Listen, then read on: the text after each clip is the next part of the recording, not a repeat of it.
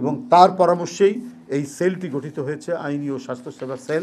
এবং এরা এখন থেকে সার্বক্ষণিক এই যে ঘটনাগুলো, এই ঘটনাগুলোর তারা তথ্য সংগ্রহ করা এবং এই ব্যাপারে মানে তাদের মানে সজাগ থাকা, এগুলোকে মানে পর্যবেক্ষণ করা এবং দ্রুত মানে কার্যকরী ব্যবস্থা নেওয়ার জন্য এই সেলটি কাজ করবে। কেন্দ্রীয় আমাদের ব্যারিস্টার কায়সার কামাল এবং ডাক্তার রফিকুল ইসলামের নেতৃত্বে সারা দেশে এই কমিটি যেটা করা হয়েছে, আপনার অ্যাডভোকেটদের নিয়ে আইনি এবং ডাক্তারদের নিয়ে স্বাস্থ্যসেবা সেল, তারা মিলে এটা খুব দ্রুত গতিতে এই বিষয়গুলি তারা দেখবে এবং এটার জন্য যাবতীয় যে কাজগুলো তাদেরকে বলা হয়েছে সেগুলো তারা যথাসাধ্য সেটা সম্পাদন করবে এবং মানবিক বাংলাদেশ তৈরি করার জন্য বাংলাদেশ জাতীয়তাবাদী দলের সকল পর্যায়ের নেতাকর্মী এবং আমাদের যারা পেশাজীবীরা রয়েছেন, আইনজীবী এবং চিকিৎসকরা নিয়ে আমাদের দলের ভারপ্রাপ্ত চেয়ারম্যান সার্বক্ষণিক কনসার্ন থেকেছেন।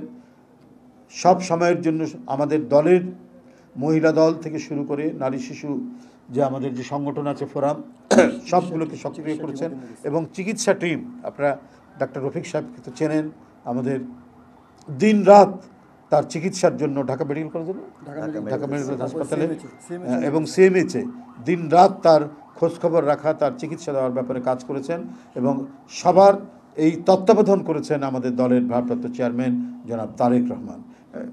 এটাই হচ্ছে এই উদ্দেশ্য নিয়েই এই সেলটি গঠন করা হয়েছে। তো আপনাদের সকলকে ধন্যবাদ।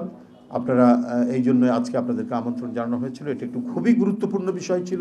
গত 15 বছরের যে গত 15 বছরের সংস্কৃতির বিচারহীনতার যে সংস্কৃতি এবং আইনের শাসনের অনুপস্থিতিতে যে মানে দুর্যোগ এই দেশের উপর দিয়ে ঘটে গেছে, তার রেশ এখনো চলছে।